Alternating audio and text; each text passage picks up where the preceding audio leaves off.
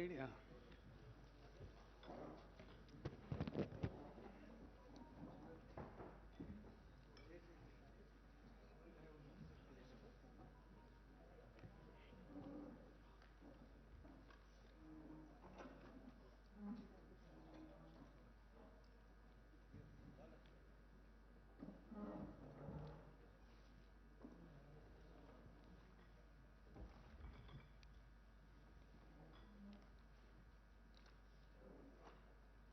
Seven అయిపోయింది కదా.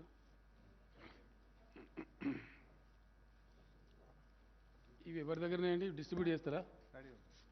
ఈ పేపర్లు ఇచ్చేసి మూడు మూడు కలిపినాయి కదా.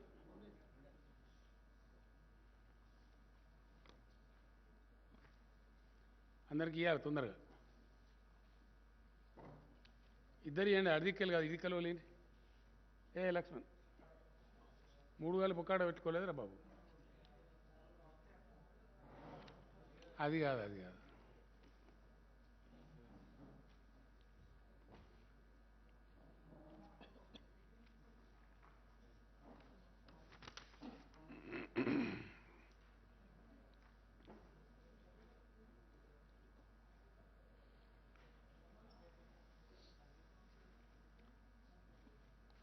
ఇది కూడా తీసి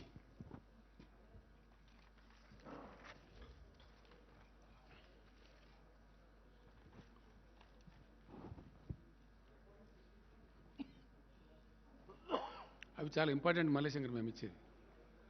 మూడు మూడు ఉన్నాయి. ఒక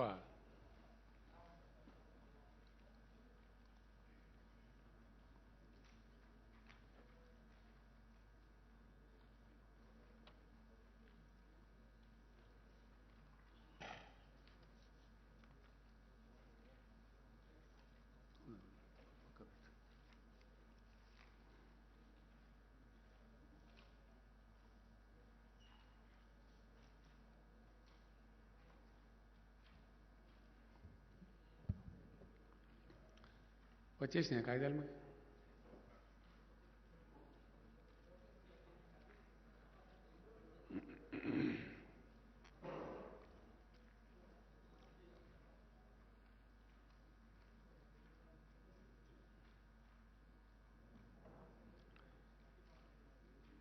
దేశంలో ధాన్యాన్ని అంటే ఆహార ధాన్యాలు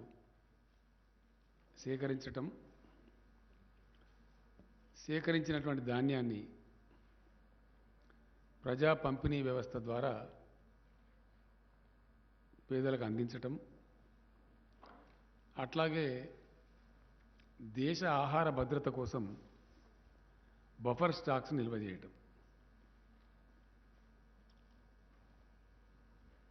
దేశాన్ని ఆహార రంగంలో స్వావలంబనంగా ఉంచడం కోసం ఏ దేశమైనా సరే బఫర్ స్టాక్స్ అనేది మెయింటైన్ చేయటం, సేకరించడం. ధాన్యం రెండు రకాలు. ఒకటి ఆహార కొరత ఏర్పడకుండా ఆహార రక్షణ కోసం, ఫుడ్ సెక్యూరిటీ కోసం బఫర్ స్టాక్స్ మెయింటైన్ చేయడం, ప్లస్ ప్రజా పంపిణీ వ్యవస్థకు ఆహార ధాన్యాలు అందించి నిరుపేదలకు అందించటం. ఇది ఫుడ్ సెక్యూరిటీ యాక్ట్ కింద రాజ్యాంగబద్ధంగా కేంద్రం మీద ఉన్నటువంటి బాధ్యత.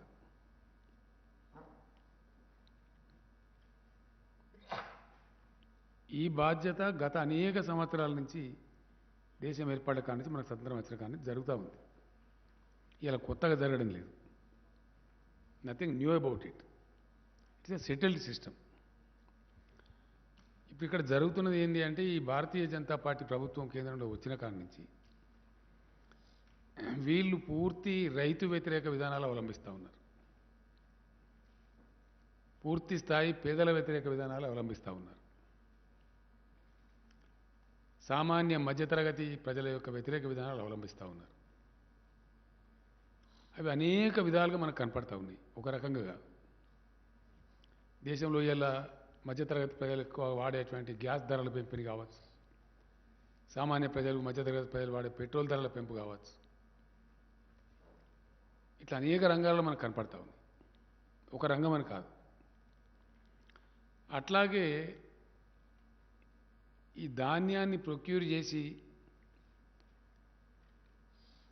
ఆహార భద్రతను పరిరక్షిస్తూ ప్రజా పంపిణీ వ్యవస్థను నడపాల్సినటువంటి కేంద్రం ఈరోజు చాలా దురదృష్టకరంగా తన సామాజిక బాధ్యతను విస్మరించి మేము కొనలేము అని చెప్తున్నారు, నిరాకరిస్తున్నారు. భారతదేశంలో ఉండేటువంటి పరిస్థితి ఏంటంటే కేంద్ర ప్రభుత్వం ఎఫ్సిఐ కోసం ఆహార సేకరణ చేస్తే, అంటే ఫుడ్ గ్రెయిన్స్ ప్రొక్యూర్మెంట్ చేస్తే, రాష్ట్రాలు తమ బాధ్యతగా ప్రొక్యూర్మెంట్ సెంటర్లు ఓపెన్ చేసి సేకరించి వాటికి అప్పగిస్తాయి. ఇది జనరల్గా దేశవ్యాప్తంగా ఏ రాష్ట్రంలో అయినా సరే జరిగే వ్యవహారం, జరిగే తతంగం. అందులో మరి ప్రధానంగా అది బియ్యం కావచ్చు, గోధుమలు కావచ్చు, రెండే ప్రధానమైనటువంటి సేకరణ చేస్తుంది ఎఫ్సిఐ. ఎందుకంటే మన దేశంలో అయితే రొట్టె తింటారు, లేకపోతే అన్నం తింటారు. మేజర్గా తినేటువంటి తిండి అయితే రొట్టె రూపంలో తింటారు, లేకపోతే అన్నం రూపంలో తింటారు. కాబట్టి సేకరణ చేసేది ఏంది ఎఫ్సిఐ అంటే ఈ రెండే ప్రధానంగా. వేరే ధాన్యం రైతులు ఎవరికి వాళ్ళే అమ్ముకుంటారు, పాపం మార్కెట్లను బట్టి పంటలు వేసుకుంటారు, అమ్ముకుంటారు, అది జరిగిపోతుంటుంది. దీనిలో పెద్ద రాద్ధాంతం పుట్టించి పెద్ద గందరగోళం చేసి దేశ రైతాంగాన్ని మొత్తం గందరగోళపరుస్తూ ఉంది ఇలా బీజేపీ ప్రభుత్వం కంప్లీట్గా.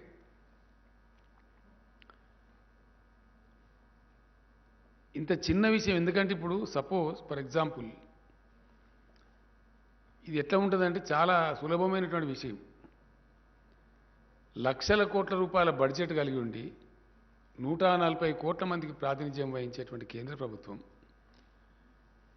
ఒక చిల్లర కొట్టు షావుకారులాగా మాట్లాడకూడదు, కిరాణా షాప్ లాగా మాట్లాడకూడదు. అది కేంద్ర ప్రభుత్వానికి ఔన్నత్యం కాదు.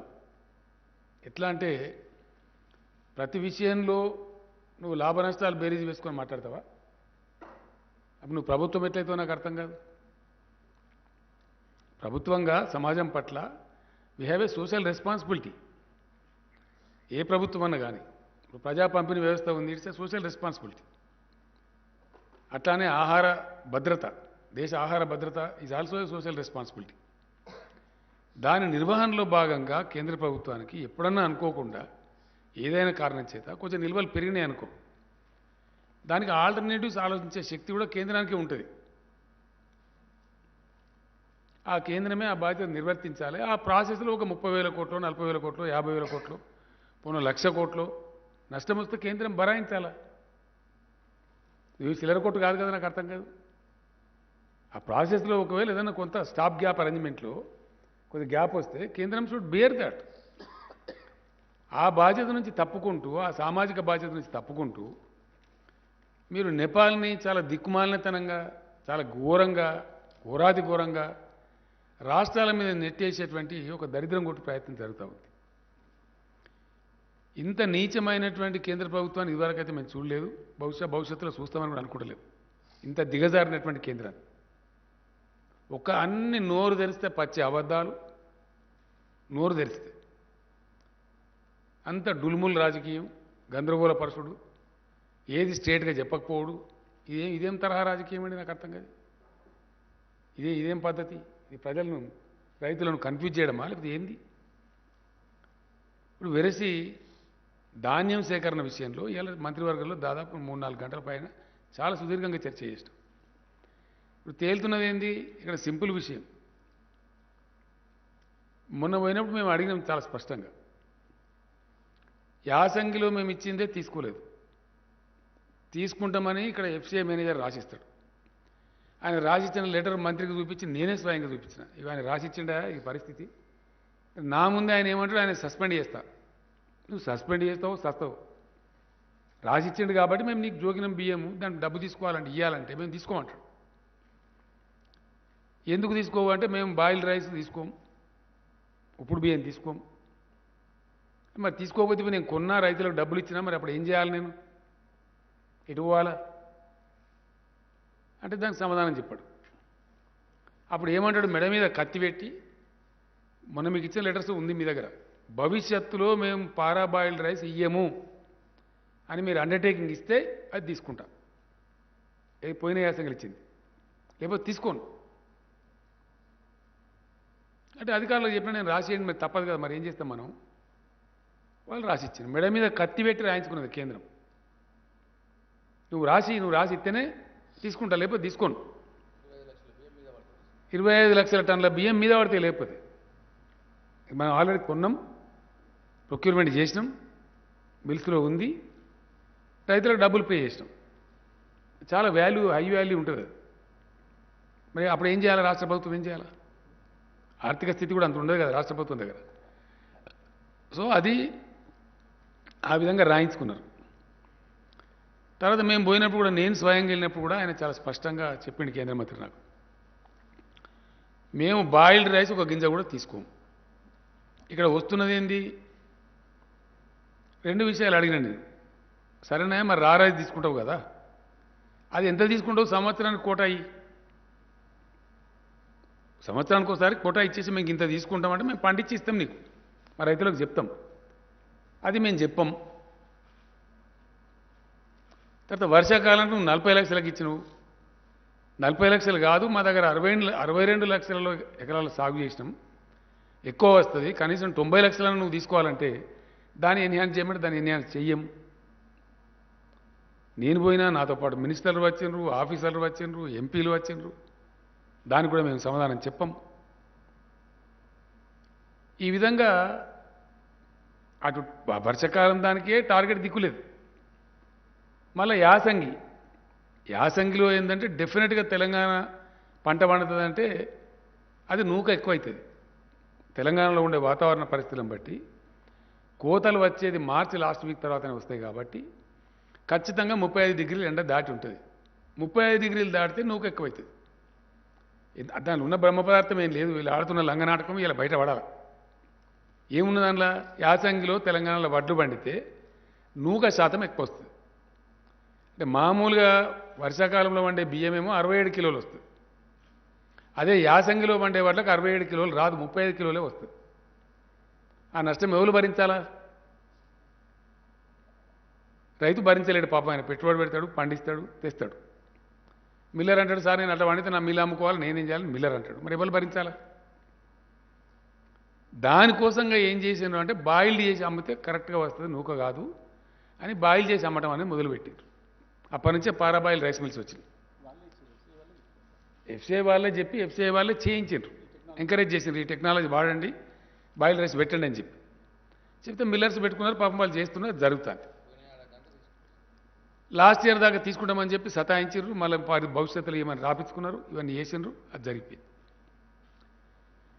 ఇప్పుడు సడన్గా ఒక గింజ కూడా, ఒక కిలో కూడా మేము బాయిల్డ్ రైస్ తీసుకోము, మీరు రాసియండి అని మెడ మీద కత్తి పెట్టేమో రాయించుకోవాలి, అంతే కదా.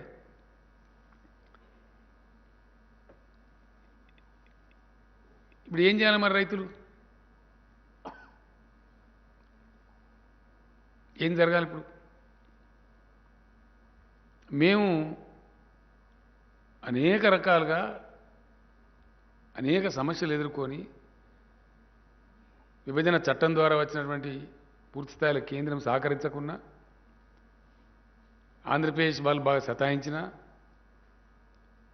వితిన్ తెలంగాణ ఉన్న కొంతమంది రాజకీయ రాక్షసులు వందల వేల కేసులు వేసినా అన్ని ధీటుగా ఎదుర్కొని బ్రహ్మాండంగా ప్రాజెక్టులు కట్టాం. చాలా గందరగోళంగా ఉన్నటువంటి కరెంటును మంచిగా చేసి కరెంటు 24 గంటలు వచ్చేట్టు చేసినాం. గ్రామీణ ఆర్థిక వ్యవస్థ పటిష్టం కావాలని ఒక్క వ్యవసాయం కాదు అనేక రంగాలలో చర్యలు తీసుకున్నాం. దాంట్లో వ్యవసాయం కూడా చాలా బాగా పటిష్టపరిచినాం. రైతులను అద్భుతంగా ఎంకరేజ్ చేయడానికి రైతు బంధు ఇచ్చినాం. రైతులు చనిపోతే కుటుంబాలు బదారణ పడద్దని రైతు బీమా ఇచ్చినాం. 24 గంటలు ఫ్రీ కరెంట్ ఇచ్చే ఒకే ఒక రాష్ట్రం ఈ దేశంలో తెలంగాణ. వాటర్ సెస్ లేకుండా, నీటి తీరువా అనేది ఒక రూపాయి కూడా తీసుకోకుండా, నీటి తీరువా పాత బకాయిలు రద్దు చేసి, ఇప్పుడు మళ్ళీ ఫర్దర్ ఒక రూపాయి కూడా కలెక్షన్ చేయకుండా, నీటి తీరువా వసూలు చేయకుండా నీళ్ళు ఇచ్చే ఒకే ఒక రాష్ట్రం ఇండియాలో తెలంగాణ. ఏ రాష్ట్రం కూడా లేదు. అందరు నీటి తీరువా తీసుకుంటారు. కాలువల ద్వారా ప్రాజెక్ట్ నీళ్ళు కనుక ఇస్తే, చెరువుల ద్వారా ఇస్తే కూడా వాటర్ సెస్ కలెక్ట్ చేస్తారు, ట్యాక్స్ నీటి పన్ను వసూలు చేస్తారు. పాత నీటి పన్ను బకాయిలు రద్దు చేసి ఇప్పుడు కొత్తగా నీటికి పన్ను లేకుండా మా రైతాంగం బాగా పంటలు పండించాలని పండిస్తున్న ఏకైక రాష్ట్రం తెలంగాణ. దీంతో ఏమైపోయింది? మీకు ఇచ్చిన టేబుల్లో ఉన్నది, బ్రహ్మాండమైనటువంటి వ్యవసాయ విస్తరణ జరిగింది. చాలా అద్భుతమైనటువంటి పంటల దిగుబడి పెరిగింది తెలంగాణలో. మీకు ఇచ్చిన టేబుల్స్లో ఉందండి, చాలా స్పష్టంగా ఉంది.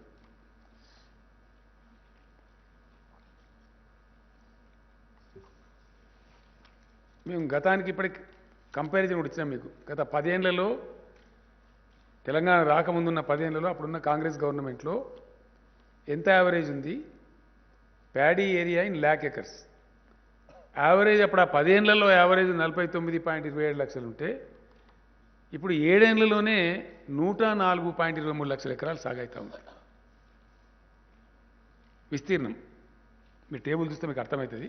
మీకు చాలా స్పష్టంగా ఇచ్చినాం మేము. ఈ టేబుల్ రెండవ టేబుల్లో ప్యాడీ ప్రొక్యూర్మెంట్ అంటే ధాన్యం సేకరణ 2004 నుంచి 2013-14 దాకా అంటే తెలంగాణ వచ్చేదాకా ఇంకో టేబుల్లో ఉంది మీకు ఇచ్చిన దానిలో. ఆ 10 సంవత్సరాలలో యావరేజ్ పర్ యానం ఎంత ధాన్యం సేకరించిన వరి ధాన్యం అంటే 10.09 ల్యాక్స్, 10 లక్షల టన్నులు సేకరించారు సంవత్సరానికి. ఇవాళ తెలంగాణ వచ్చిన తర్వాత 7 ఏళ్లలో 10 ఏళ్ళు కాలే, మాది ఇంకా 3 ఏళ్ళు కావాలి. 7 సంవత్సరాలలో తెలంగాణ సేకరించే యావరేజ్ ధాన్యం 69.38 లక్షలు. ఇది నా లెక్క కాదండి, ఇది మొత్తం గవర్నమెంట్ స్టాటిస్టిక్స్. ఈ 10 ఏళ్ల లెక్క కూడా వ్యవసాయ శాఖ స్టాటిస్టిక్సే. మీరు ఎవరిని అడిగినా ఇస్తారు. ఇది డిపార్ట్మెంట్ లెక్క, ఇది కాకి లెక్క కాదు. ఎఫ్సిఐ దగ్గర ఉంటుంది, గవర్నమెంట్ ఆఫ్ ఇండియా దగ్గర ఉంటుంది, గవర్నమెంట్ తెలంగాణ దగ్గర ఉంటుంది. యావరేజ్ 2004-05 నుంచి 13-14 దాకా 10 ఏళ్లలో 10.09 ల్యాక్స్ ఉంటే ఈ 7 ఏళ్లలో యావరేజ్ ధాన్యం సేకరణ వచ్చి 69.3 లక్షలు. హైయెస్ట్ ప్రొక్యూర్మెంట్ అయింది last year 141.08 lakh metric tons. అది కూడా ఇచ్చినాం మీకు ఇక్కడ.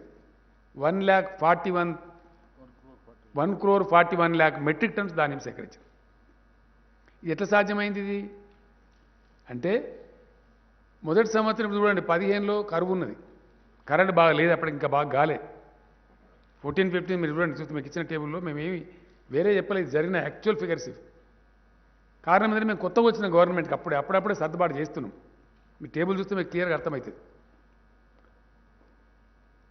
ఈ చివరికి వచ్చేటప్పటికి ఎట్లెట్లా కరెంటు మంచిగా అవ్వకుండా వచ్చిందో, ఎట్లెట్లా ప్రాజెక్టులు కంప్లీట్ అయినాయో, ఎట్లెట్లా మిషన్ కాకతీయ కంప్లీట్ అయిందో, పవర్ స్టెబిలైజ్ అయ్యి బోర్లలో అండర్గ్రౌండ్ వాటర్ పెరిగిందో, అట్లా క్రాప్ పెరుగుతూ వచ్చింది. అటు చెరువుల ద్వారా కావచ్చు, బోర్ల ద్వారా కావచ్చు, ప్రాజెక్టుల ద్వారా, కాలువల ద్వారా కావచ్చు, క్రమంగా పెరుగుతూ వచ్చి లాస్ట్ ఇయర్కి వచ్చేటప్పటికి భయంకరంగా పెరిగింది. ఒక 140 అంటే 1,41,00,000 టన్నులు ఉత్పత్తి చేసింది తెలంగాణ. ఇది మీకు జీర్ణం కాక, మీకు అర్థం కాక, మీకు తెలివితేటలు లేక, మీకు నిర్వహణ సామర్థ్యం లేక అన్ని అరాకిరి మాటలు మాట్లాడుకుంటూ చాలా దిక్కుమాలిన మాటలు మాట్లాడుతూ ఉన్నారు. చాలా తప్పు అది.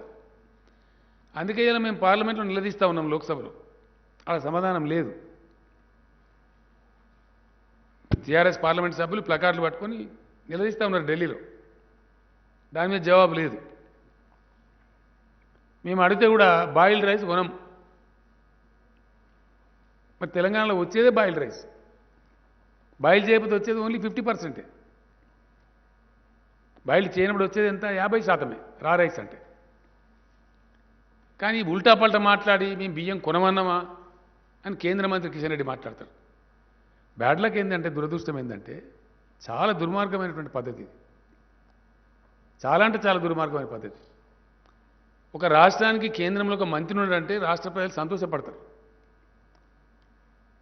అరే అట్టెట్లా కొన్నారు బై, కొనాలి, మా రాష్ట్రంలో గట్లనే పండుతుందా, మా యాసంగిలు ఇప్పుడు మాకు బాయిల్ రైస్ అవుతుంది, తీసుకోవాలి అని చెప్తే సిపాయి కిషన్ రెడ్డి, ఎట్లన్నా చేసి నేను కొనిపిస్తా అని చెప్తే సిపాయి కిషన్ రెడ్డి,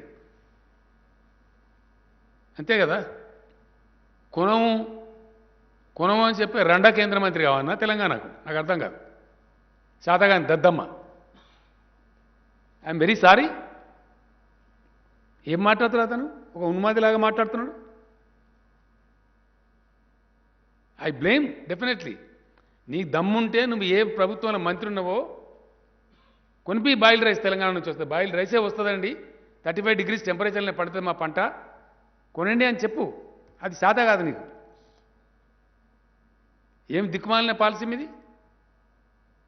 మీ చేతగాంతనాన్ని మంది మీద రుద్దుతారా? మీది రైతు హంతక ప్రభుత్వం. దిక్కుమాలిన చట్టాలు తెచ్చి మీ ప్రధానమంత్రి క్షమాపణ చెప్పిండి ఇలా రైతుల మొత్తం భారతదేశ రైతాంగానికి. ఎందుకు చెప్పిన క్షమాపణ నాకు అర్థం కాదు. 750 మంది రైతులను పొట్టన పెట్టుకున్న హంతకుల పార్టీ మీది. మీకు మాట్లాడతారా మీరు? మీది రైతు రాబందు పార్టీ. వాస్తవం కాదా? 750 మంది చచ్చిపోలేదా?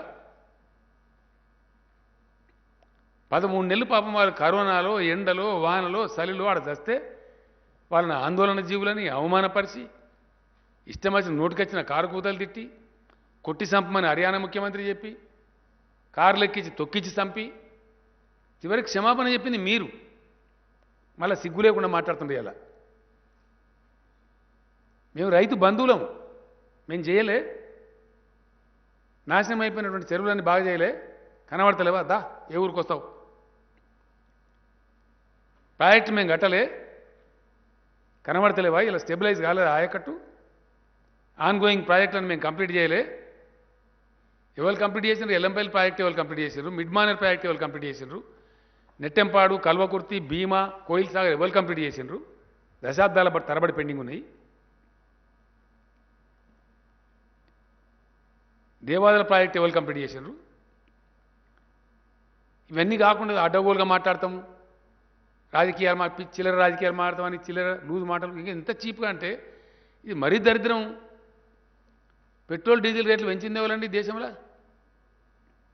నరేంద్ర మోడీ ప్రభుత్వం కాదా? ఈ కిషన్ రెడ్డి మంత్రి ఉన్న ప్రభుత్వం కాదా? అప్పుడు క్రూడాయిల్ ధర ఎంత? ఇవాళ క్రూడాయిల్ ధర ఎంత? క్రూడాయిల్ ధర తగ్గినాక కూడా మీరు అబద్ధాలు చెప్పి మోసం చేసి దేశాన్ని డీజిల్ ధర పెంచుతారు. పెంచిన తదుపరి రాష్ట్రం వేడ తగ్గిస్తారని ధర్నా చేస్తారు. మరి సిగ్గుందా మీకు? ఏమైనా ఇజ్జతమానం ఏమైనా ఉందా? ఇంత అమాయకుల ప్రజలు గొర్రెలా? నువ్వు పెంచాలా, మేమేమో తగ్గి అన్నా. ఇది నీతా? ఇది కేంద్రాన్ని పరిపాలించే, దేశాన్ని పరిపాలించే ఒక ప్రభుత్వం చేసేటువంటి గొప్పతనమా ఇది? ఇదేం దందా అండి? నాకు అర్థం కాదు. డెఫినెట్గా వీళ్ళు ముంచేటోళ్ళు తప్ప మంచి చేసేటోళ్ళు కాదు. తేలిపోయింది ఇప్పుడు. రైతుల వ్యతిరేక పార్టీ 100%. కిషన్ రెడ్డి మాట్లాడతారు రైతులతో మోడీ ఉండి కొనుమని, బాయిల్ రైస్ కొనుమని. నువ్వంత గొప్పడో అయితే అట్లా కొనరా, కొనిపిస్తాం, కేంద్రంతో మాట్లాడిస్తామని చెప్పు. నేను పండితే 75 లక్షల ఎకరాల వరి మేము రెడీగా ఉన్నామా వేయడానికి. నువ్వు కొంటాడు, మేము వద్దంటున్నామా? ఎవరు మోసం చేస్తావు నువ్వు? రైతులు బండియాలి, వాళ్ళ కొంపలు ఆరిపోవాలి, గందరగోళం చెలరేగన్న ఇక్కడ తెలంగాణలో మళ్ళీ రైతుల ఆత్మహత్యలు పునరావృతం కావన్నా? ఇది చాలా భరించరానటువంటి మాటలు ఇవ్వాలి. అతను మాట్లాడి అలా అగ్రికల్చర్ పాలసీ నీకు ఎరక తోక. అగ్రికల్చర్ పాలసీ మాకెందుకు లేదు? అగ్రికల్చర్ పాలసీ బ్రహ్మాండ. అగ్రికల్చర్ పాలసీ లేకపోతేనే 1,41,00,000 టన్నుల బియ్యం ఇచ్చినా మనకు పోయిన సంవత్సరం. ఏం కొంటాం? అదంతా కాదా? తెలంగాణ వడ్డు పండిస్తుంది, బాయిల్ రైస్ అవుతుంది. కొంటవా కొనవరా బాయ్ చెప్పండి. అది చెప్పాడట. అంత వాటి ముఖ్యాన్న అంటే మూడు చూడు దింపి చూపించినట్టు. రా రైస్ ఎంత తీసుకుంటావు అది చెప్పాడు. వానకాలం దానికే దిక్కులేదు ఇప్పుడు. వర్షాకాలంలో ఎంత తీసుకుంటావో చెప్పాడట. పంట వస్తూనే ఉన్నది, కొంటూనే ఉన్నాం. ఇవాళకి ఆల్రెడీ తెలంగాణ ప్రభుత్వం 22 లక్షల టన్నులు కొనేసింది. కానీ మేము కళ్ళ అక్కడ పోయి డ్రామా పెడతాము. ఇప్పుడు పెడదు రాయిగా. మేము స్పష్టంగా తెలంగాణ రైతాంగాన్ని తెలియజేస్తూ ఉన్నాం. ఇవాళ కేంద్రంలో ఉన్న ప్రభుత్వం వైఖరి మీరు గమనిస్తూ ఉన్నారు. రైతు చట్టాలు తెచ్చి వాళ్ళని అరిగోస పెట్టి ఢిల్లీ బార్డర్ మీద సల్లె వాళ్ళని చంపి 700 మంది 50 మంది రైతులను చంపి ఇలా తీరా చట్టాలు వాపసు తీసుకున్న ప్రభుత్వం కేంద్ర ప్రభుత్వం, బీజేపీ ప్రభుత్వం. అంటే ఎంత డులుముల్ ప్రభుత్వం ఇది, ఎంత మోసగారి ప్రభుత్వం. ఈ ప్రభుత్వంలో ఉన్న కేంద్ర మంత్రి కావచ్చు, ఇక్కడ ఉండబడే వాళ్ళ పార్టీ అధ్యక్షుడు కావచ్చు, చాలా దరిద్రంగా ప్రజలను కన్ఫ్యూజ్ చేసే విధంగా మాట్లాడుతూ ఉన్నారు. వీళ్ళ వైఖరి మేము పోయినప్పుడు కేంద్ర మంత్రి ఏమో ఆయన ఇంకోటి మాట్లాడతాడు. ఆయన నేను పోయొచ్చిన మొన్న. ఆ తర్వాత ఎమ్మెల్యేలు, మంత్రులు, ఎంపీలు డెలిగేషన్ పోయినారు. అధికారుల బృందం పోయింది చీఫ్ సెక్రటరీ గారి నాయకత్వంలో. ఆ తర్వాత మళ్ళీ పోయినారు రమ్మంటే ఆయన ఇచ్చిన డేట్ ప్రకారం. ఆడ 9-10 మంది ఎంపీలు ఉంటే అందరు కలిసిపోయినారు. మళ్ళీ ఇంతమంది వచ్చినా మీకేం పని లేదా, వేరే పని లేదా అంటాడు ఆయన. ఇదా రాష్ట్ర ప్రభుత్వం తరఫున, రాష్ట్ర రైతుల తరఫున ఒక వ్యవసాయ శాఖ మంత్రి, ఆయనతో పాటు ఇంకో 3 మంత్రులు, 10 మంది ఎంపీలు పాలసీ వస్తే మా రైతులకు చెప్పుకుందాం, మంచిగా చెడనో బతకాలి కదా, పెంచినామని చెప్పిపోతే మీకేం పని లేదా, వేరే పని లేదా అంటాడా కేంద్ర మంత్రి? పని లేక పోతారా 10 మంది ఎంపీలు, 4 మంత్రులు, chief secretary, agriculture secretary, finance secretary? పచ్చి అబద్ధాలు నోరు తెరిస్తే పచ్చి. ఎంత దుర్మార్గం అంటే మీరు స్టన్ అవుతారు. మీరు పొద్దున రామచంద్రని అడగండి, ఆ లెటర్ ఇస్తాడు. మీరు తీసుకోవచ్చు, ఇప్పుడు కూడా తీసుకోవచ్చు. లేదు మీద పంట అంతా లేదు, శాటిలైట్ చూపెడతలేదు. శాటిలైట్ చూపెడతలేదా, నీ మెదడు చూపెడతలేదురా బయట గంతావాదం ఎందుకు మాట్లాడుతావు? మేమైనా పైరవకాల్లా కనబడుతున్నాం, మేము రాష్ట్ర ప్రభుత్వం, మేము ఏమనుకుంటున్నావు నువ్వు అని మొత్తం లెక్కలు కొంచెం మొక్క మీద కొట్టినాం. కరెక్టే ఉన్నది, 62 లక్షల ఎకరాల వరి ఉన్నదని మేము రిపోర్ట్ ఇస్తే లేదు అంటాడు. శాటిలైట్ చూపెడతలేదు అంటాడు. ఇంత తెలివి తక్కువ ఒక కేంద్ర ప్రభుత్వం మాట్లాడేది. మళ్ళీ మేము తీసుకుపోయి ఇచ్చిన తర్వాత కరెక్టే 58,66,000 ఎకరాలలో ఉంది అని మళ్ళీ ఒప్పుకుంటాడు. అని ఏ మాట కరెక్ట్ నీది? ఏది కరెక్ట్? మీ వ్యవహారం ఏంది అసలు? రైతుల జీవితాలతో ఇదేనా చెలగాటమాడే పద్ధతి? ఒక రాష్ట్ర ప్రభుత్వంతో వ్యవహరించే పద్ధతేనా ఒక కేంద్ర ప్రభుత్వం? ఇదేనా ఈ వ్యవహారమా? ఈ గోల్మాల్ చేసి మీరు రాజకీయాలు చేస్తామనుకుంటున్నారా? ఇట్లా చాలా చీప్గా బిహేవ్ చేసి మాట్లాడుతూ ఉన్నారు. ప్రజలను గందరగోళపరిచి మాట్లాడుతూ ఉన్నారు. డెఫినెట్గా తెలంగాణ రైతులను ముంచుతారు వీళ్ళు 100%. ఎందువల్ల ఈ మాట చెప్పాల్సి వస్తుంది? ఈ బాధ ఎందుకు అవుతుంది? రేపు రైతులు పండిస్తారు, ఇది తీసుకోడు, ఏం కావాలి గతి? ఏమవుతుంది? పెట్టుబడి పెడతారు, పాపం కష్టం చేస్తారు, పంట వస్తుంది. నేను మొన్ననే చెప్పిన, యాసంగి కూడా మళ్ళీ రైతు బంధు ఇస్తాం, మీరు బేఫికర్ ఉండని చెప్పిన రైతులకు. మేము అన్ని ఇస్తున్నాం, కరెంట్ ఇస్తున్నాం, నీళ్ళు ఇస్తున్నాం, పెట్టుబడి ఇస్తున్నాం, మంచి విత్తనాలు అందిస్తున్నాం. నాసిరకం విత్తనాలు ఇస్తున్నాడు కిషన్ రెడ్డి చెప్తాడు ఈ ముఖానికి. నాసిరకం విత్తనాలా? ఈ ఇండియా మొత్తంలో కల్తీ విత్తనాల మీద పీడీ యాక్ట్ తెచ్చిన ఒకే ఒక government Telangana government. No other state in India. ఇప్పుడు ఈ సీజన్లో కూడా అరెస్ట్ చేసినాం, దాదాపు 78 మందిని పీడీ యాక్ట్ పెట్టినాం. ఆ పీడీ యాక్ట్ పాస్ చేయమంటే 7 నెలలు వీళ్ళు కింద పెట్టుకొని కూర్చున్నారు ఢిల్లీలో. మళ్ళీ నేను పోయి తిరిగి అప్పుడు ఆయన రవిశంకర్ ప్రసాద్ అని ఉండే, ఆయన సంజాయించి ఇది అవసరం ఉందా, రైతులు ఆత్మహత్య చేసుకున్నట్టు అవుతుంది, చచ్చిపోయినట్టు అవుతుంది, పంట పెడతారు పాపం నమ్మి వాళ్ళ ఖాతాగాయది, హతాశలు అయిపోతారు రైతులు అని చెప్పి సంజాయించి కేంద్ర లా మంత్రికి, ఈ మంత్రికి, ఆ మంత్రికి చెప్పి అప్పుడు పాస్ అయింది చట్టం.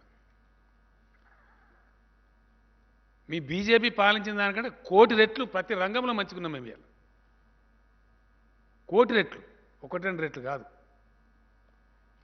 ఈ విధంగా మీ ఆహార దాని బాధ్యత తీసుకోరు, ఆహార భద్రత విషయం బాధ్యత తీసుకోరు, పంటలు పండితే రైతుల సంక్షేమం పట్టించుకోరు, ఎంత తీసుకుంటాడు అది చెప్పరు, ఇంకా ఉల్టా మీరే మాట్లాడతారా మీదికెళ్ళి. నేను ఇలా సీదా ఒకటే పాయింట్, ఎందుకు వచ్చిందండి ఈ ఇంత ప్రాబ్లం ఎందుకు వస్తుంది అసలు? తెలంగాణ ఎక్కువ ధాన్యం పండిస్తుంది కాబట్టి, దేశంలోనే హైయెస్ట్ పండిస్తుంది కాబట్టి కండు మండి ఈ చిల్లర బాధ. కేంద్రాన్ని ఒప్పించే తెలివి లేక, దమ్ము లేక, మా రైతులు పండిస్తాను కాబట్టి కొనుమని చెప్పేటువంటి నోరు లేక, అక్కడ మిమ్మల్ని వాడు పడుచుకోరు కూడా, మిమ్మల్ని ఈనాతీనంగా చూస్తారు వీళ్ళని దేగ కూడా దేకుడు వెళ్ళాడు. అది లేక ఈ దిక్కుమాలిన దరిద్రానికి పిచ్చి పిచ్చి మాటలని మాట్లాడుతూ ఉన్నారు. మళ్ళీ ఇంకా ఎంతో గొప్పదనం అండి వీళ్ళది ప్రభుత్వాన్ని, నరేంద్ర మోడీ గారి ప్రభుత్వాన్ని. మీకు గ్లోబల్ హంగర్ ఇండెక్స్ అని ఇచ్చినాం, మీ దగ్గర ఉంది, దయచేసి చూడండి. గ్లోబల్ హంగర్ ఇండెక్స్లో ఈ కేంద్ర మంత్రి సిగ్గు లేకుండా మాట్లాడతాడు పీయూష్ గోయల్, మాట్లాడడానికి నోరెట్లతో తెలియదు నాకు. ఈ must be ashamed. Global index, hunger index అంటే ప్రపంచ ఆకలి సూచిక ఇది. ఇది ఏం చూపెడుతుంది? 116 దేశాలను సర్వే చేస్తే ఇండియా స్థానం 101.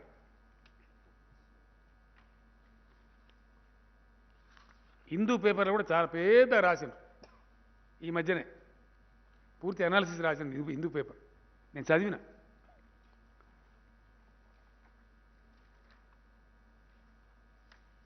ఇక్కడ ఇంకా దరిద్రం ఏంటంటే, మీకు ఏమైనా సిగ్గుంటే ఇప్పటికైనా కళ్ళు తెరవండి కిషన్ రెడ్డి గారు, పీయూష్ గోయల్ గారు అని చెప్తా ఉన్నాను నేను. సిగ్గు లజ్జ ఏమని ఉంటే, గ్లోబల్ హంగర్ ఇండెక్స్లో మన స్థానం 101. ఇలా పాకిస్తాన్ స్థానం ఎంతుందా? పాకిస్తాన్ యొక్క ర్యాంకు 92, బంగ్లాదేశ్ నేపాల్ 76. ఇది మన బతుకు. పాకిస్తాన్ బంగ్లాదేశ్ ర్యాంక్ ఏమో 76, పాకిస్తాన్ కాదు మన బంగ్లాదేశ్ నేపాల్ ర్యాంకు 76, పాకిస్తాన్ ర్యాంక్ ఏమో 92, మన బతికేమో 101. ఇది గ్లోబల్ హంగర్ ఇండెక్స్. మీరు మాట్లాడతారు మా దగ్గర నిల్వలు ఎక్కువైనాయి,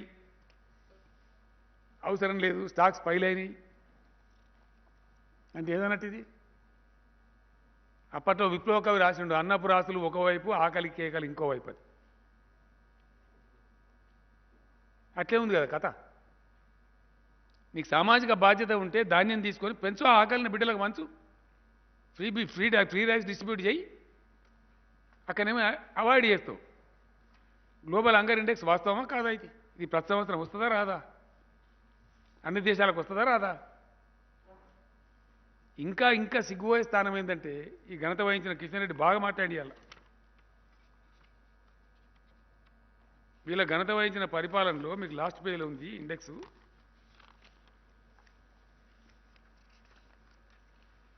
ఇక మీకు ఇది చూస్తే అర్థమవుతుంది. మీ దగ్గర ఉంది ఇది. ఇదేంది? ఇది ఇండియా స్థానం 96 ఉంటే 2016లో ఇవాళ 101 దిగజారింది మీ ఘనత వహించిన పరిపాలనలో. ఈ టేబుల్ క్లియర్ చూపెడుతుంది మీకు. అంటే మీ ప్రభుత్వంలో భారతదేశంలో ఆకలి కేకలు పెరిగినాయి. గ్లోబల్ హంగర్ ఇండెక్స్ మన ముఖం మీద ఉమ్మేసినట్టుగా ఉన్నది. Yes, definitely 100%, it is a fact. ఇవన్నీ ఇట్లా ఉండగా మాకు చేత కాదు, మాకు కొనడం ఇష్టం లేదు, మేము కార్పొరేట్లకు అప్పచెప్పదలుచుకున్నాము, అదాని అంబానీలకు అప్పచెప్పదలుచుకున్నాము అని చట్టాలు తెచ్చిండ్రు. రైతులు గట్టి కూర్చొని ఇలా ఉత్తరప్రదేశ్లో ఓడిపోతాం, పంజాబ్లో ఓడిపోతామని వణుకుడు పెట్టంగానే చట్టాలు వాపసు తీసుకున్నారు. ఇది వాస్తవం. చట్టాలు గొప్ప అయితే ఎందుకు వాపసు తీసుకున్నారు? ఎందుకు క్షమాపణ అయిపోయిన రైతులకు? రేపు తెలంగాణ రైతులు కూడా మీ గతికి ఇంతే క్షమాపణ చెప్పుడే. ఇలా ఉత్తర భారత రైతులకు చెప్పిన వాళ్ళు రేపు తెలంగాణ రైతులకు చెప్పారని ఏం నమ్ముతాం? ఎట్లా నమ్ముతాం? మిమ్మల్ని ఏ విధంగా నమ్ముతాం? మీ క్రెడిబిలిటీ ఏంది నాకు అర్థం కాదు. పెద్ద నోరు పెట్టి మాట్లాడంగానే అయిపోయానా అడమైన మాటలన్నీ? ఈ విధంగా ఇదే కాకుండా రైతుల ఉసురు పోసుకోవడానికి, మధ్యతరగతి ప్రజల ఉసురు పోసుకోవడానికి ఇంకో దుర్మార్గమైన చట్టం, కరెంటు చట్టం తెస్తా ఉన్నారు. ఖచ్చితంగా రైతుల మెడ మీద కత్తి పెట్టి ఎట్టి పరిస్థితులలో ప్రతి బోరు కాడ మీటర్ పెట్టాలి. నాకు నిన్న వచ్చింది ఉత్తరం పవర్ మినిస్టర్ గారికి, ఆర్కే సింగ్ అని మంత్రి గారు. విద్యుత్ సంస్కరణల మీద మాట్లాడాలి, ముఖ్యమంత్రి గారితో నాకు సమావేశం ఏర్పాటు చేయండి అని వచ్చింది ఉత్తరం వచ్చింది. ఇప్పుడు సంస్కరణ అంటే ఏంటంటే ప్రతి బోరుకు మీటర్ పెట్టానట, ఖచ్చితంగా పెట్టకపోతే రాష్ట్రానికి వచ్చే అప్పులు కట్ చేస్తారట. రాష్ట్రం మీద కత్తి పెట్టి రాష్ట్రాల హక్కులు అధికారాలు హరించి మొత్తం పవర్ మీద పెత్తనం అంతా కేంద్రం తీసుకుంటుందట, కరెంటు మీద. రేపు ఏమంటుంది కేంద్రం తీసుకొని? అన్ని రాష్ట్రాలకు సమానంగా ఇస్తాం, మీకు 24 గంటలు ఇయ్యం, మీరు కూడా 16 గంటలే వాడుకోవాలి. ఇదేనా పవర్ రిఫార్మ్స్ అంటే? ఇవేనా? ఏం జరగబోద్దు అన్నట్టు రేపు? మేము కష్టపడి కింద పడి మీద పడి దాన్ని మంచిగా చేసుకొని, చెడిపోయిన దాన్ని నాశనమైన దాన్ని మంచిగా చేసుకొని ఇవాళ శుభ్రమైన కరెంటు 24 గంటలు ఇచ్చుకుంటున్నాం. దాన్ని కూడా నాశనం చేస్తారట. దాని మీద సమాధానం ఏంది? What is power reform? రైతులను నాశనం, బోర్కాడ మీటర్ పెట్టి ముక్కు విండి వసూలు చేయమని చెప్తలేరా మీరు? రైతులు నాశనంగా ఉన్నాయి, దేశంలో ఉండద్దా? వ్యవసాయం పంటలు పండద్దా? అరే మీరు ఏ పోనరా, మీరు పరిపాలించకాడ ఇయ్యకుండ్రి, వేరే పార్టీలు పరిపాలించకాడ మేము ఇచ్చుకుంటామంటున్నాం, నీకేం అబ్జెక్షన్? పవర్ రిఫార్మ్స్ పేరు మీద మా మెడ మీద కత్తి పెట్టుడేంది? వై?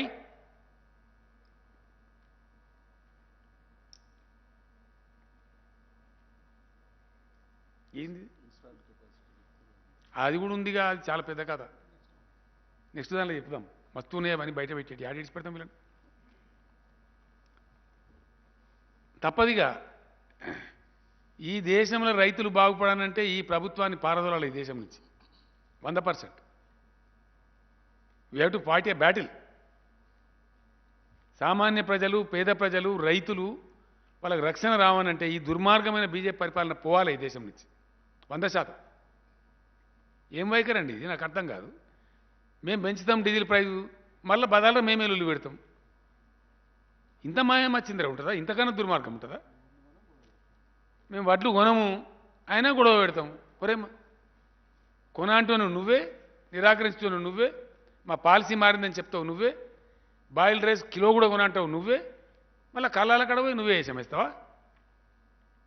ఇదేం కథనండి? ప్రపంచం లెక్కలేదు ఇది. ఇక ఉంటుందా ఇటువంటి కథ? పనికి మాలిన చట్టాలు తెచ్చేది నువ్వే, రైతులకు క్షమాపణ చెప్పేది నువ్వే, 750 మంది రైతుల సావులకు కారణం నువ్వే, వాళ్ళకు రూపాయి పరిహారం అంటే ఇస్తే ఇవ్వమంటే ఇస్తలేవేంది? నాకు అర్థం కాదు. అంటే ఈ విధంగా ఎవరు మోసం చేస్తారు నాకు అర్థం కాదు. ఎన్ని రోజులు మోసం చేస్తారు ఈ దేశాన్ని మీరు? మళ్ళీ మీ పర్ఫార్మెన్స్ గొప్పగా ఉందా అంటే 80 లక్షల కోట్ల అప్పులు చేసినారు. దేశంలో పేదరికం పెరిగింది లాస్ట్ 2 ఇయర్స్లో. అవి కూడా ఉన్నాయి ఇండెక్స్లు. ఇంకా రేపటి ఇస్తాను మీకు నేను. దేశంలో గత 2 ఏళ్లలో భయంకరమైన పేదరికం పెరిగింది. దేశం యొక్క అప్పులు 80 లక్షల కోట్లు, వీళ్ళ హయాంలో చేసిన 80 లక్షల కోట్లు, మొత్తం 1,30,00,000 కోట్లు ఉన్నాయి. పాత 50 లక్షలు ఉంటే వీళ్ళు 80 లక్షలు చేశారు. మరి ఏం ఉద్ధరించారు మీరు? మీరు ఎవరికి కిరీటం పెట్టినరు? గత 7 ఏళ్లలో నరేంద్ర మోడీ ప్రభుత్వం ఈ దేశ ప్రజలకు చేసింది ఏ రంగంలో? మీరు సాధించిన ప్రగతి ఏంది? దమ్ముంటే గది చెప్పు. ఏంటంటే మేము కూడా శబ్బాష్ అంటాం. ఏ రంగంలో చేశానండి? పేదల కోసం ఏమైనా చేశారా మీరు? దళితులకు చేసినరా, గిరిజనులకు చేసినరా, బీసీలకు చేసినరా, మహిళలకు చేసినరా, రైతులకు చేసినరా, నిరుద్యోగ యువకులకు చేసినరా? ఎవరికి చేసినా మీరు? నాకు అర్థం కాదు. మీరు చేసిన వెల్ఫేర్ ఏంది? మీరు చేసిన గొప్పతనం ఏంది? ఈ దేశాన్ని మీరు ఉరగబెట్టింది ఏంది? దేశం ఆకలి ఇండెక్స్లో 101 స్థానాన్ని తీసుకొని పోయినారు. దేశంలో పేదరికాన్ని పెంచిండ్రు. దేశంలో రైతుల ఆత్మహత్యలకు కారణమవుతున్నారు. 750 మంది రైతులను పుట్టన పెట్టుకున్నారు. ఇది మీరు చేసిన దేశంలో. ఇంకా మిమ్మల్ని నిట్నే ఆలోచిస్తే మత పిచ్చి లేపి దేశానికి ఖచ్చితంగా దేశంలో విభజన రాజకీయాలు తెస్తున్నారు. ఈ దేశాన్ని రావణ కాష్టం చేస్తారు ఖచ్చితంగా వీళ్ళు. ఏమవుతుందంటే రేపు ఫలితం? మంచో చెడ్డనో అనేక దేశాలలో, అనేక సమాజాలు, అనేక మతాలలో కలిసి బతుకుతున్న ఇండియాలో. You are totally destroying the echo of India. Yes, Telangana రాష్ట్ర ప్రజానికం కూడా ఆలోచించాలి. ఇవాళ అద్భుతమైనటువంటి ఐటీ ఇండస్ట్రీ వస్తూ ఉంది, అద్భుతమైన పరిశ్రమల పెట్టుబడులు వస్తూ ఉన్నాయి. ఒక ఇండియా టుడే సర్వేలో వాళ్ళే చెప్పినారు, ఆర్థికంగా పటిష్టపడతా ఉంది తెలంగాణ. నంబర్ 1 ఉంది. As far as economy is concern, India today ఇచ్చిన rating number 1 in the country. ఇది తెలంగాణ సోషల్ ఈకో మంచిగా ఉంటే, బ్యాలెన్స్గా ఉంటే, శాంతియుతంగా ఉంటే ఇది సాధ్యమవుతుంది.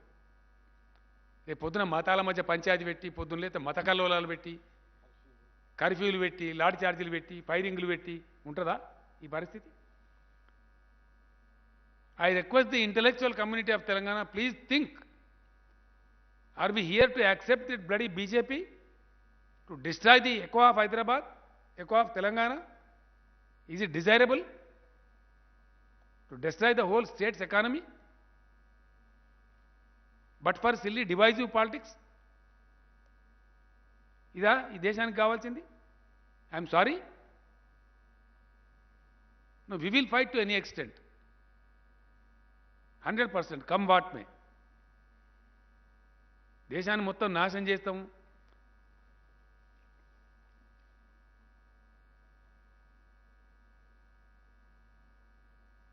ఈ పద్ధతి కాదు. వీళ్ళని నమ్మి సర్వనాశనం అయిపోతాం. మేము ఎంత పని చేసినామో తెలిసి అలా రైతులకు తెలుసు, మీకు కూడా తెలుసు విలేకరులు. ఒకసారి ఆత్మమెట్టి ఆలోచిస్తే 7 ఏళ్ల కింద ఏందండి తెలంగాణ? 7 ఏళ్ల కింద 3 ఎకరాల రైతు పరిస్థితి ఏంది, ఇవాళ 3 ఎకరాల రైతు పరిస్థితి ఏంది? 7 ఏళ్ల కింద తెలంగాణ పల్లెలలో ఎంత డబ్బు ఉంటుండే, ఇవాళ ఎంత డబ్బు ఉన్నది? ఇవన్నీ నిజాలు కావా? తెలంగాణ భూముల ధరలు ఎక్కడి నుంచి ఎక్కడికి పోయినాయి? చాలామంది దుర్మార్గులు, దరిద్రులు, బుట్టచోరుగాళ్ళు, పనికి మాలినోళ్ళు తెలంగాణ రాష్ట్రం అయితే ధరలు పడిపోతాయి, భూములు అని మాట్లాడేది. పడిపోయినాయా, పెరిగినాయా? అసలు 20 లక్షల లోపల ఇవాళ భూమి దొరుకుతుందా తెలంగాణలో ఎక్కడన్నా? ఎక్కడి నుంచి ఎక్కడ పోయింది తెలంగాణ వాల్యూ, తెలంగాణ రైతు వాల్యూ? 5 ఎకరాలున్న తెలంగాణ రైతు ఇలా కోటీశ్వరుడు. అదే 7 ఏళ్ల కింద బిచ్చగాడు, వలసపోయిండు. పోలే, మనం చూడలే. 5 ఏళ్ల కింద 5 ఎకరాల రైతేమో హైదరాబాద్ కూలి పనికి వచ్చిండు.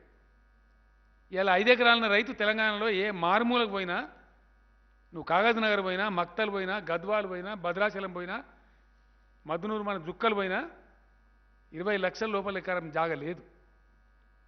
రోడ్ సైడ్ ఉంటే 30 లక్షలు, 40 లక్షలు, 50 లక్షలు. రాజీవ్ రహదారి లాంటి రాష్ట్ర హైవేకో, నేషనల్ హైవేకో అంటే 3 కోట్లు, 4 కోట్లు ధర. తెలంగాణ రైతుల వాల్యూ పెరగలేయాల. ఆనాడు ఆంధ్రాలో ఎకరం అమ్మి ఇక్కడ 3 ఎకరాలు కొన్నారు. ఇలా మా నల్గొండ రైతులు హుజూర్ నగర్ నియోజకవర్గం నుంచి, మిర్యాలగూడ నియోజకవర్గం నుంచి ఎకరం అమ్మి ప్రకాశం జిల్లాలో పోయి 5 ఎకరాలు కొంటారు, 4 ఎకరాలు కొంటారు. ఎస్, తెలంగాణ రైతులు కాలు ఎగరేసి ప్రకాశం జిల్లాలో కొంటున్నారు, కర్ణాటకలో కొంటున్నారు భూములు. 1 ఎకరం అమ్మి 3 ఎకరాలు, 2 ఎకరాలు కొంటున్నారు. ఈ ఫ్యాక్ట్ కాదా? ఖచ్చితంగా మేము ఏ తెలంగాణ సాధించాలనుకున్నామో, ఏది కలగన్నామో అది చేసినాం. తెలంగాణలో ల్యాండ్ రేట్స్ పెరిగినాయి, రైతులు కోటీశ్వరులు అయినారు. ఒక పల్లెలో కోటాను కోట్లు ఉంటున్నాయి ఇవాళ. నాకు ఒక ఫ్రెండ్ వచ్చి చెప్పింది, సార్ ఇవాళ మా ఊళ్ళో 6 కోట్ల రూపాయలని బ్యాంకులలో, మీరు కొన్న పంట ధాన్యం డబ్బు వచ్చింది, ప్లస్ మీరు వేసిన రైతు బంధు డబ్బులు వచ్చినాయి, 2 జమ అయినాయి సార్. మేము మేనేజర్ల దగ్గర పోయి ఆడితే పోయిన పంటలో చెప్పిండి నాకు. మేనేజర్ యాసంగి ధాన్యం కొన్నాం, డబ్బులు వేసినాం, వర్షాకాలం రైతు బంధు వేసినాం. 2 కలిస్తే మా ఊరు బ్యాలెన్స్లో సార్ మా ఊరు రైతుల డబ్బు 6 కోట్ల రూపాయలు ఉంది. 7 ఏళ్ల కింద ఏముండే? లక్షలు కూడా దిక్కు లేకుండే. ఇలా తెలంగాణ గ్రామాలు ఎంత ముఖం తెల్లబడ్డది. దీనికి అంతా ఎవరు కారణం? గ్రామం మొత్తం కలిపి లక్షలు లేకుంటుండే. ఇలా గ్రామం మొత్తం కలిపి కోట్ల రూపాయల ఆస్తి తయారైంది తెలంగాణలో. ఇలా మత్స్య కార్మికులు బ్రహ్మాండంగా చేపలు అద్భుతంగా పెంచి వాళ్ళు పైకి వస్తున్నారు. పశు సంపద పెరుగుతూ ఉంది. గొర్రెల పెంపకందారులు అద్భుతంగా తెలంగాణలో నంబర్ 1 ఇన్లాండ్ ఫిష్లో కంట్రీస్ నంబర్ 1 తెలంగాణ అని చెప్పి మన కేంద్రంలో మంత్రి చెప్పిండు పార్లమెంట్లో. మేము చెప్తలేం, మా స్టోరీ కాదు, మీ కేంద్ర మంత్రి చెప్పిండు. గొర్రెల పెంపకంలో హైయెస్ట్ గొర్రెలు ఉన్న ఈ రాష్ట్రం అంటే రాజస్థాన్ ఉండే ఇంతకుముందు. ఇవాళ నంబర్ 1 తెలంగాణ అని చెప్పి పార్లమెంట్లో సాక్ష్యం మీ మంత్రి చెప్పిండు. ఇదంతా ప్రగతి కాదా? వృత్తి పని వాళ్ళకి లాభం కాదా? వాళ్ళు మంచిగా లేరా? ఈరోజు ఒక గ్రీనరీగా చాలా చేసినాం, పంటల విస్తీర్ణం పెంచినాం, మంచి పవర్ ఇచ్చినాం, అన్ని ఇచ్చినాం. ఇవాళ దుర్మార్గులు ఇలా రాబందుల్లాగా వాళ్ళ మీద పడి, వ్యవసాయ శాఖ మంత్రి గారు పాపం ఆయన ఆవేదనతో చెప్తున్నా, మీరు పంట వేయకండి వారి అని చెప్పిండు. ఎక్కడి నుంచి స్టార్ట్ అయిందండి ఇదంతా? ఒక పనికి మాలినటువంటి అవగాహన లేనటువంటి వ్యక్తి మీ రాష్ట్ర పార్టీ అధ్యక్షుడు వచ్చి మీరు వరే అయ్యింది, మెడలు వంచి కొనిపిస్తాం, తొడలు వంచి కొనిపిస్తాం అని మాట్లాడి, దాని మీద మేము కేంద్ర మంత్రిని అడిగితే మావాడు బేవకూఫు తప్పు చెప్పిండు అని చెప్పిండు, అవగాహన రాయితీతో చెప్పిండు అని చెప్పిండు. నాకే చెప్పిండు డైరెక్ట్. నేను కోపానికి వచ్చినా మా అట్లా మాట్లాడినవా, నన్ను కన్సల్ట్ చేయకుండా ఎట్లా మాట్లాడినావు? నాకే మీకు కూడా చెప్పిండు. మన మంత్రులు పోయినాడు చెప్పి, నేను పోయినాడు కూడా చెప్పిండు. మా వాళ్ళు అవగాహన రాయితీతో, మా కిషన్ రెడ్డి కేంద్ర మంత్రి కూడా అవగాహన రాయితీతో మాట్లాడి అని చెప్పిండు. ఎస్ అని ఇట్లా మనిషికో మాట చెప్తారా మీరు? ఇంత డోకా చేసుకోండి. మరి మర్యాద పాటిస్తామండి, ఒక లెక్కల మర్యాద ఉంటే.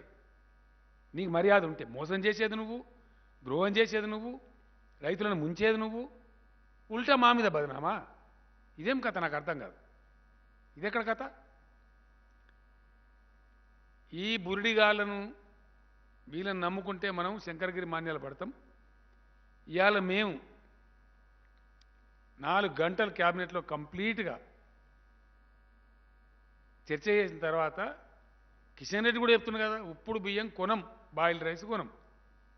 మరి యాసంగిలో బస్తే పండే చేస్తే వచ్చేదే బాయిల్డ్ రైస్, వేరే రైస్ రానే రాదు. రైస్ రాదు. ఎంత వస్తుంది? 35 కిలోలే వస్తుంది. క్వింటాల్ బట్లకు 35 కిలోలే వస్తుంది. నష్టపోతాం అనవసరంగా. కాబట్టి కేంద్ర ప్రభుత్వం బాయిల్డ్ రైస్ కొనము అని పూర్తి స్థాయిలో సాధారణ బియ్యం కొంటాం ఘనత వహించిన కిషన్ రెడ్డి.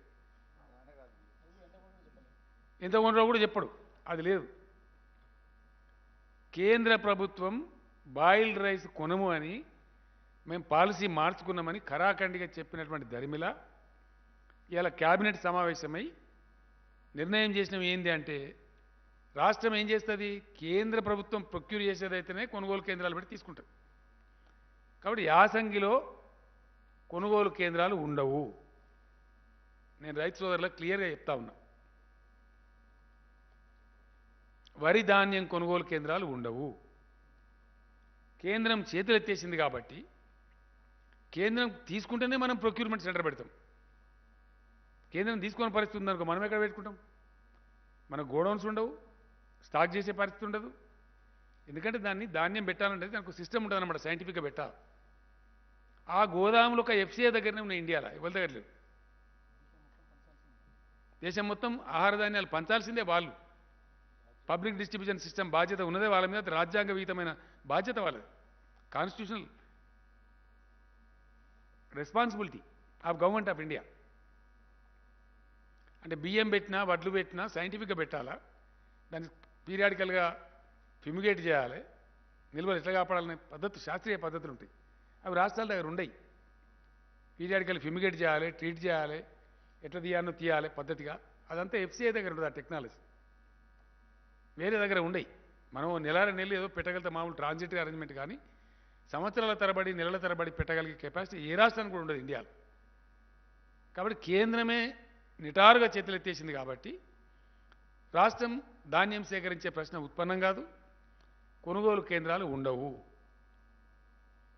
రైతులు ఏమంటారు పాపం అమాయకంగా, సార్ ముందు చెప్తే మేము వేరే పంట వేసుకుందాం కదా, కొంటారేమో అని ఆశపడ్డాము, తీసుకుంటారేమో అని ఆశపడ్డాము. నేను పేగులదే కదా కొట్టాను.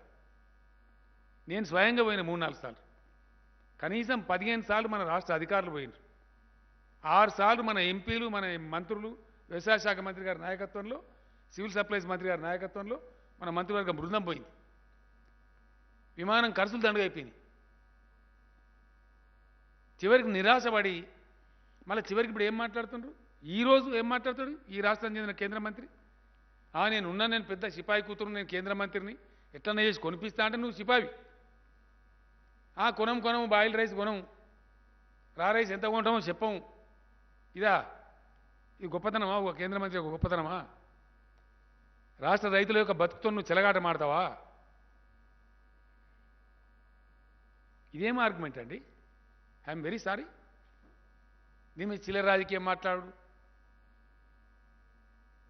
చెత్త మాటలు మాట్లాడు, దీనికి సంబంధం లేని మాట. ధాన్యం ఎంత కొంటారా బాబు అంటే నువ్వు హుజురాబాదు, తోకబాదు, ఇంకో బాదు, గదా అని చెత్త ఒకటే దాన్ని మాట్లాడిన మాట విన్నారు కదా మీరు. తలా తోక, గజువేలట, ఇందు దుబ్బాకనట, ఇంకేమేమో ఉంది అందులో ముచ్చట తప్ప అదేమి. ఒక అర్థవంతంగా జరుగుతున్న చర్చ ధాన్యం మీద. కొంటావా కొనవా? కొంటే ఎంత కొంటావు కదా చెప్పమనగా సాదా కాదట.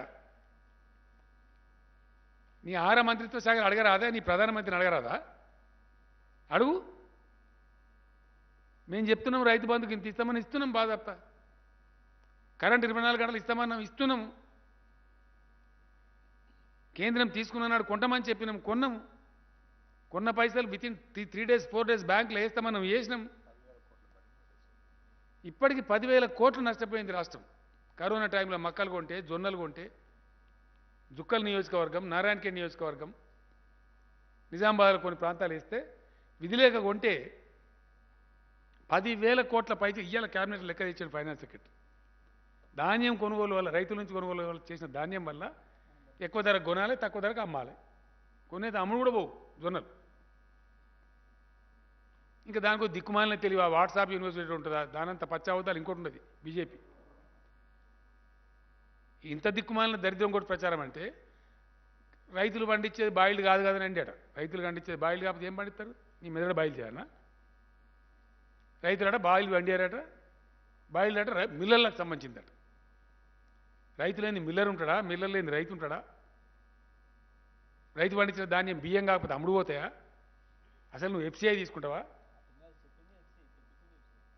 ఆ బాయిల్డ్ రైస్ పెట్టించిందే ఎఫ్సిఐ, రైస్ మిల్లర్లను ప్రోత్సహించి. మేమంటే మిల్లర్లకు అనుకూలంగా ఉన్నమాట. గింత దిక్కుమాలిన గింత దరిద్రం కూడా ప్రచారం అనంటే నాకు అర్థం కాదు. ఇంత బ్యాంకరప్టా, ఇంత దివాలా కోర, ఇదేం రాజకీయం? ఇది ఎక్కడ దిక్కుమాలిన దరిద్రం కూడా రాజకీయం అండి? ధైర్యంగా సాహసంగా మాట్లాడతాం, ఏదైనా ఉంటే అయితే అవుతుందని చెప్తాం. కాకపోతే ఇప్పుడు నేను చెప్తున్నా ధైర్యంగా, ఎస్ తెలంగాణ బిడ్డగా తెలంగాణ తెచ్చి మీ ఆస్తుల విలువ కోటాను కోట్ల రూపాయలు పెంచి మీకు రైతు బంధు ఇస్తాను, రైతు బంధు ఇచ్చి మేము చెప్తామండి బాజాప్తా. మీకు మంచినీళ్ళు చెప్పితే ఓట్లు అడగా అని చెప్పిన నేను.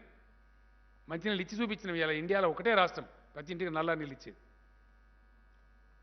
ఇదే జానారెడ్డి గారు మాట్లాడండి అసెంబ్లీలో నాకు ఎదురుగా నిలబడి, 24 గంటల కరెంటు కనుక నువ్వు ఇచ్చినట్టయితే నీ గులాబీ కండువ కప్పుకొని తిరుగుతాను. ఆయన కండువ కప్పుకోలేదు వేరే విషయం, కానీ మేము చూపించినాం, ఇచ్చినాం 24 గంటలు. మేము అన్ని టార్గెట్లు సాధించినాం, చెప్పిన ప్రతి ఒక్కటి చేసినాం. మేము మోసం చేయలేం, మీలాగా అబద్ధాలు చెప్పలే. ఆ కర్మ మాకు లేదు.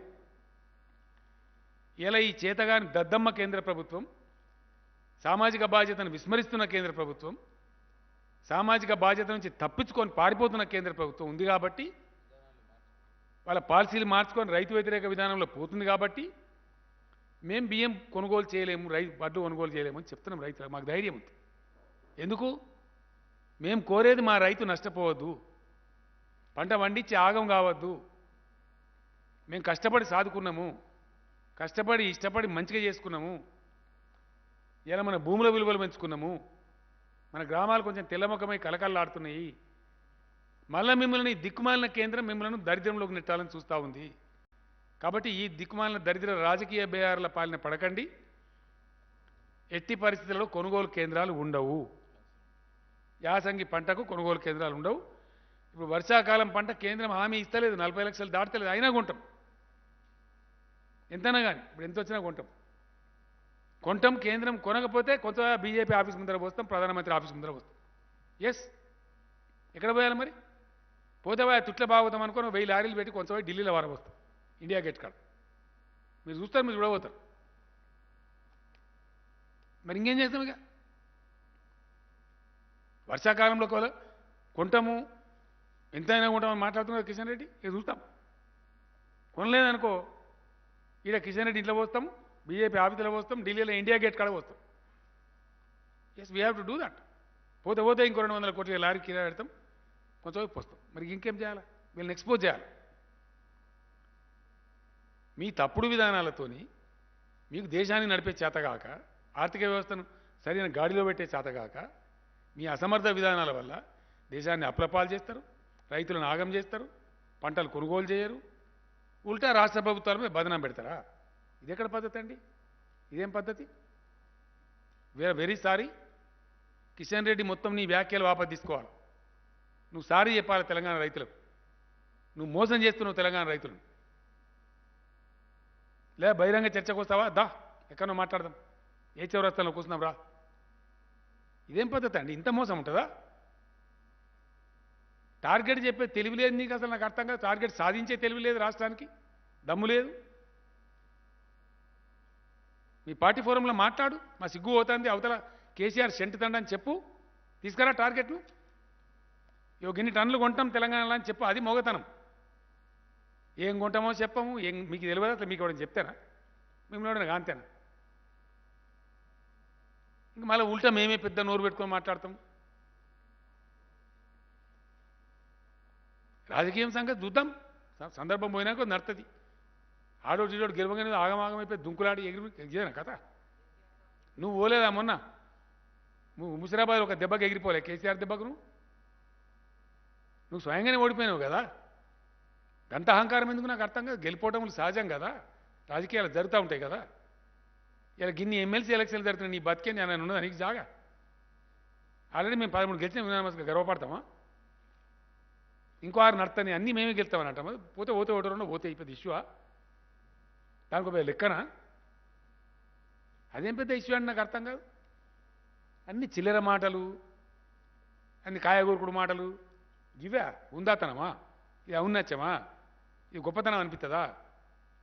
ఇది ఎక్కడ కథ నాకు అర్థం కాదు.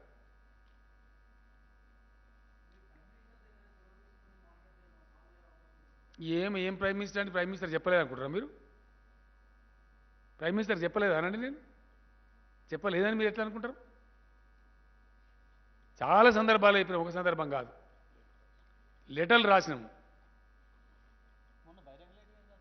Open letter రాసినాం ధర్నాకి. మొన్న రాసిన లెటర్ ప్రైమ్ మినిస్టర్కే కదా, ఏం రాలే.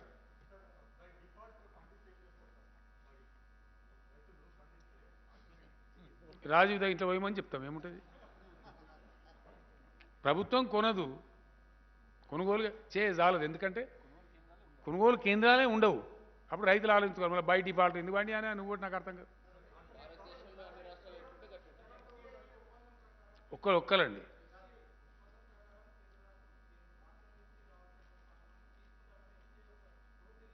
ఏం నోట్లేదండి. టార్గెట్ 40 లక్షలు ఇచ్చిండ్రు, అక్కడ వచ్చేదేమో 90 లక్షలన్నది.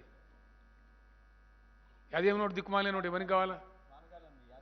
యాసంగి దానికి అసలు లేనే లేదు. యాసంగి దానికి వాళ్ళకి థ్యాంక్స్, వాళ్ళు క్లియర్గా చెప్తున్నారు బాయిల్ రైస్ కొనమని. పండేదే బాయిల్ రైస్ తెలంగాణలో, వేరే రైస్ కూడా పండితే నాకు అర్థం కాదు. డ్రామా కంపెనీ ఎందుకు?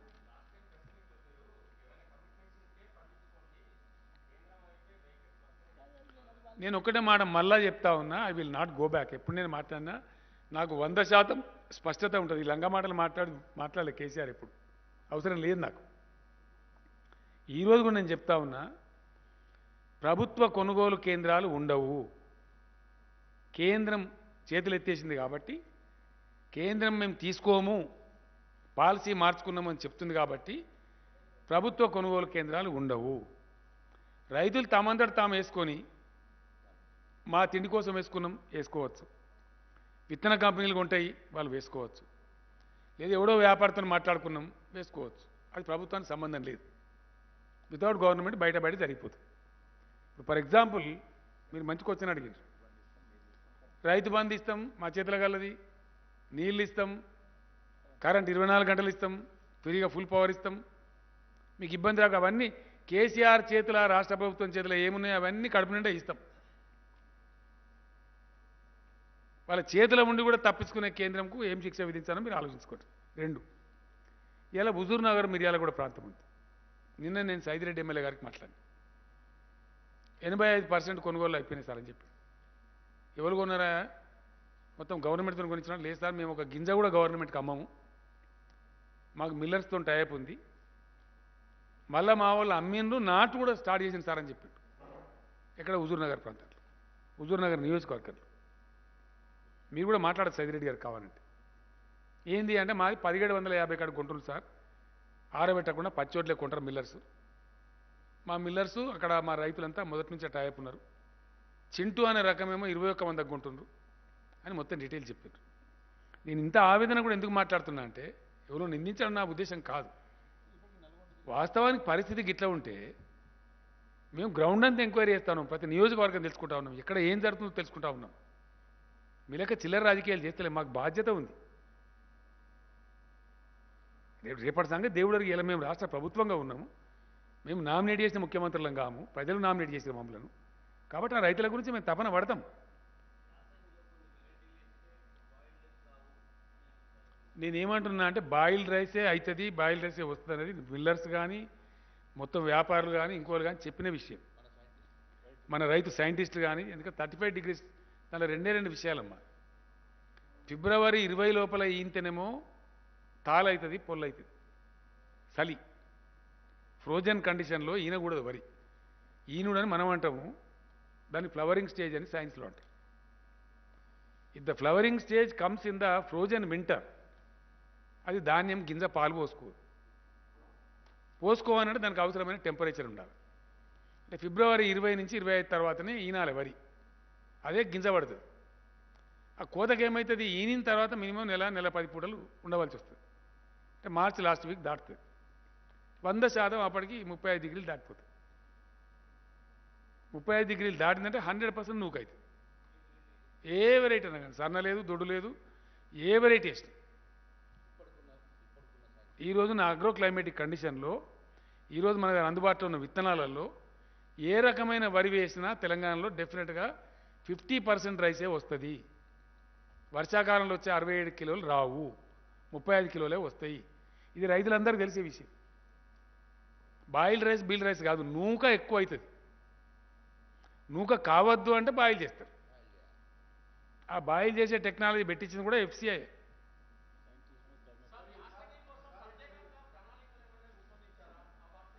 ఇంకా ప్రణాళిక ఎక్కడదండి? ఇక అదే ఆటోమేటిక్, అది రైతుల ఇష్టం కదా, దానికి ఎక్కడ పోవాలా?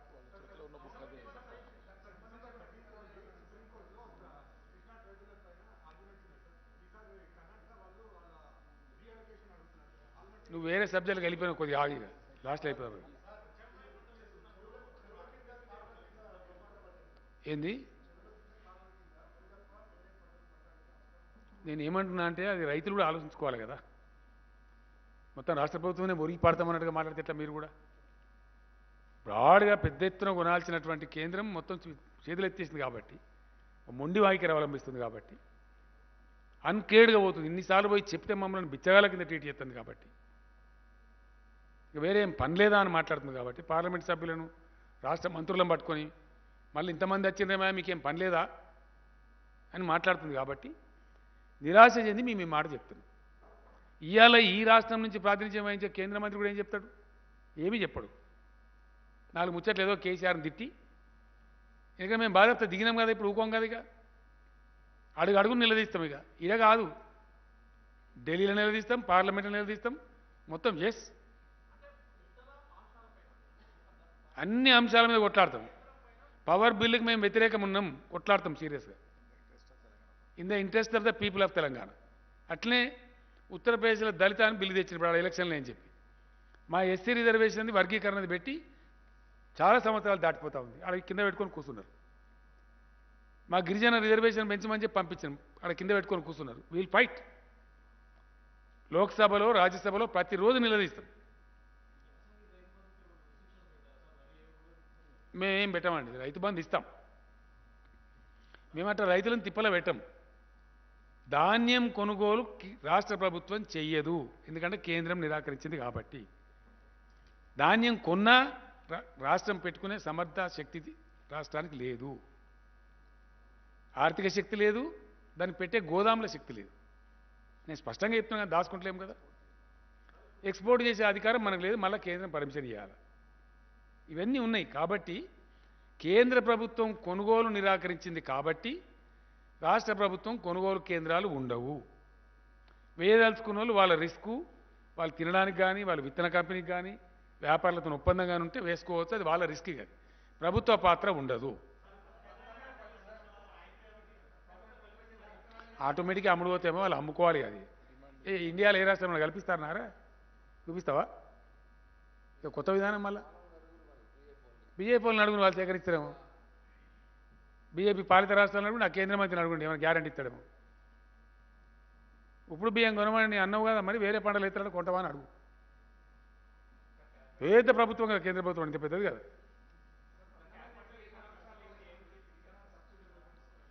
రైతులకు శాంక్షన్ చేసిన 22.5 కోట్లు చచ్చిపోయిన వాళ్ళకు 750 మందిని చంపిన కదా బీజేపీ ప్రభుత్వం.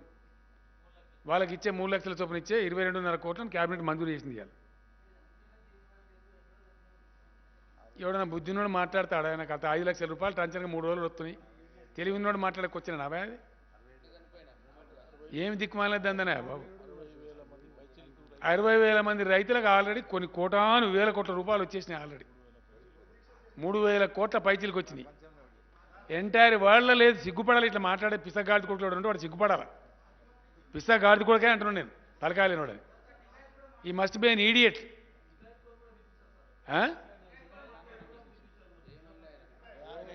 ఏంటిది అది?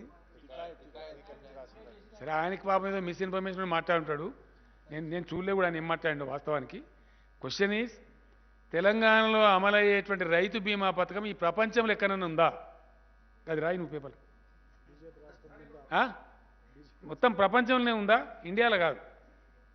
తెలంగాణలో అమలవుతున్న రైతు బీమా పథకం, రైతు ఏ కారణం చేతి చచ్చిపోయినా సరే, అండ్ ఇన్సూరెన్స్ ఉంటే ఎట్లుంటుందండి? యాక్సిడెంట్కి ఉంటుంది, పాము కాటుకుంటుంది. ఇది అట్లా కాదు. సహజ మరణం సంభవించినా సరే 5 లక్షల రూపాయలు వారం లోపల వాళ్ళ ఖాతాలో పడుతున్నాయి. ఇది తెలంగాణ రైతులకు తెలిసి, ఇది ఎవరో కొక్కిరాయి గారు మాట్లాడితే మేము దాన్ని కేర్ చేయం.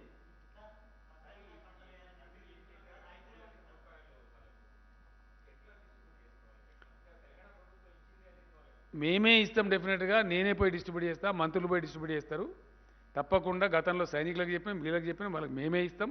ఎవరికైనా అనుమానం అవసరం లేదు. రెండో పాయింట్, ఇలా శాంక్షన్ చేసినాం, వాళ్ళకి అందజేస్తాం. అది ఆటోమేటిక్ దొరుకుతాయండి. వ్యవసాయ శాఖను సంప్రదించవచ్చు, వాళ్ళు గైడెన్స్ ఇస్తారు. అది లోకల్గా అందరికీ తెలుసు. అది దాని పేరుతో ఎందుకు ప్రళయం బద్దలేదు ఏం లేదు.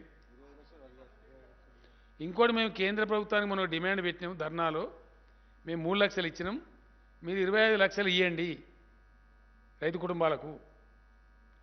బీ కంటిన్యూ టు డిమాండ్ ఈ గవర్నమెంట్ ఆఫ్ ఇండియా. దాని మీద మాట్లాడు, దాని మీద జవాబు చెప్పు ఫస్ట్. అట్లే కనీస మద్దతు ధర చట్టం కూడా ఇదే సెషన్లో తేవాలి. Thank you.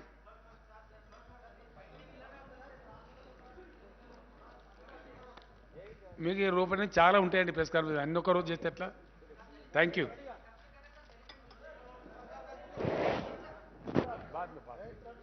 कल बात करें.